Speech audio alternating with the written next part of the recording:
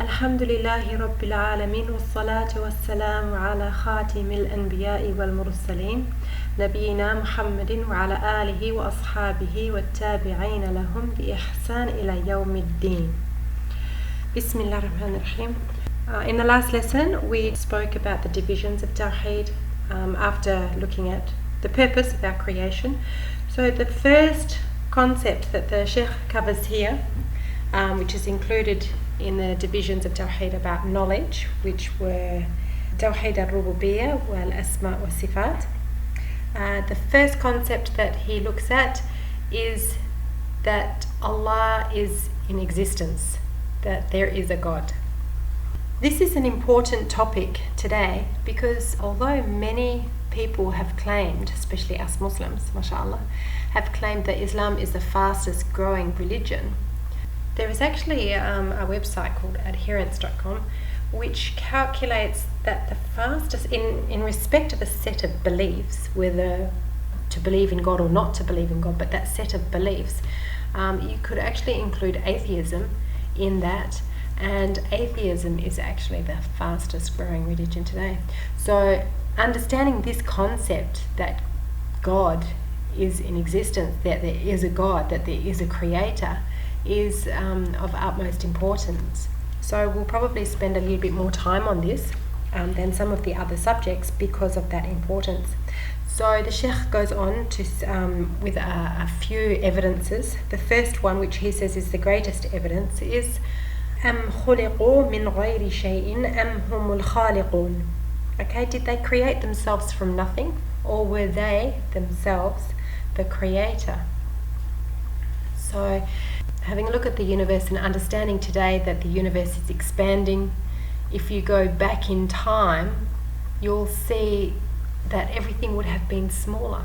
And the further back you go in time, the smaller everything would have been, until you go back so far that you get to a point where there was nothing.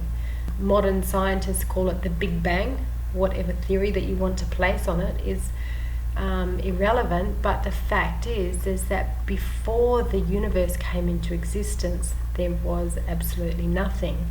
And many people have, given the example, you cannot put nothing together and make one. No matter, if you don't have anything, you cannot bring something together. This is the laws and physics of this life that we live in.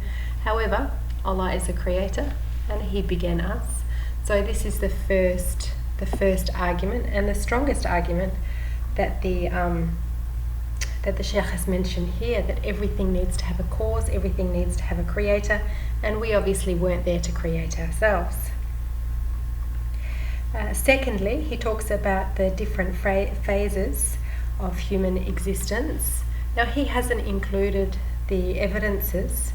Of course, these shuyukh, mashallah, they have memorized the Quran, they know all the verses, so they know that they're referring to statements which Allah subhanahu wa ta'ala has referred to and called us to consider, to take these things into consideration. So I have included it down in the notes, down in the description. Allah is the one who created you from weakness, then made after weakness strength, then made after strength weakness and white hair. He creates what He wills, and He is the knowing, the competent. Okay, so we go through these stages. We don't just keep getting stronger. We don't just keep getting better. We get to a point in our life where it's time to turn back and go back the other way and go back to that weakness, and for some of us go back to that insanity. May Allah protect us from that. Okay, so the third issue that he calls to is creating everything from pairs.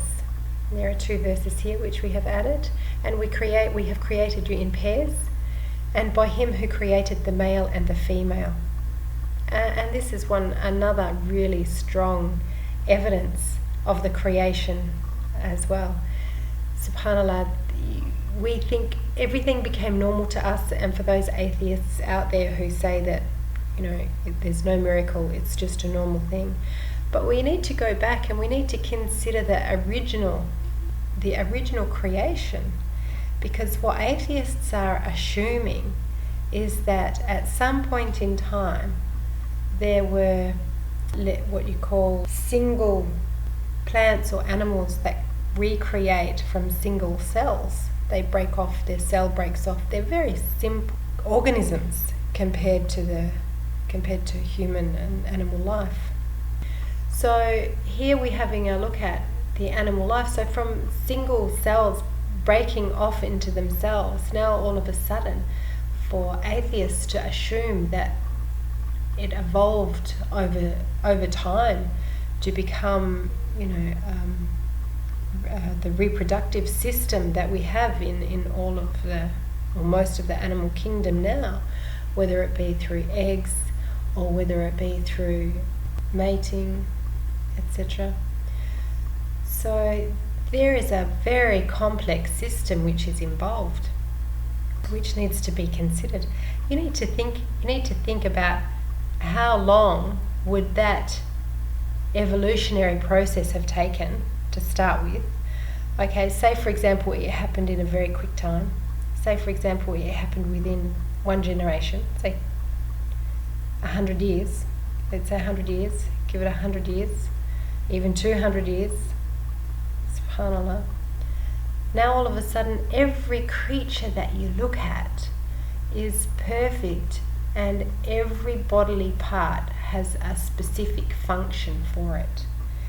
Now to suggest that something has just come up from single-celled organisms, started growing out of nowhere, and another one, a male, for example, has an external organ, a female during that same generation, cannot be a generation earlier, cannot be a generation later, or it would have never happened, must have been the same generation, all of a sudden developed these female internal organs. And now you say that, okay, so living beings are promoted by this compulsion to life, okay? But if they were already reproducing in such a way, there would have been no need for them to grow these external organs. That's one point. Secondly, if beings already in being are able to grow external organs according to need, okay, then we would have seen in those people who have chosen a homosexual lifestyle, we would have seen organs growing and some sort of reproduction mechanism in order for them to reproduce. But nothing has happened. People are the same shape now as what they were thousands of years ago. Homosexuals have not grown or produced any external organs, although they have a need for reproduction. Okay, so this is just a one way of looking at the evidence of the pairs created in pairs, and the fallacy that it cannot have happened by evolution. The fourth point that the Sheikh goes on to mention is, and it is He who spread the earth and placed therein firmly set mountains and rivers, and from all of the fruits He made therein two mates. He caused the night to cover the day. Indeed, in that are signs for people who give thought. Okay, so this is the spreading out of the earth in order for us to be able to utilize that earth for our livestock. Okay, then number 5, which he speaks about, is the night and the day. Verily, in the creation of the heavens and the earth and the alternation of night and day, there are signs for men of understanding. And subhanAllah, it doesn't change the timing of the night, the timing of the day. It's consistent. It's not getting faster and it's not getting slower. It's on a perfect, steady rate. Now, human beings have not been able to create anything that happens on a consistent, steady rate. So this is just another one of those signs of the, of a creator, someone controlling with exact precision the timing and not letting it exceed that time or reduce that time. And the whole solar system, it's whole one big system. Everything is a system within a system within a system. So perfectly organized. It looks as though it's chaos, as Marx had mentioned. However, when you look through that chaos, you find systematic organization in every sphere. Another point to consider, which he mentions, is the water and the ability for the water to carry boats and ships. From the verse, see you not that the ships sail through the sea by Allah's grace, that he may show you of his signs. Verily in this are signs for every patient, grateful person. Surah Luqman.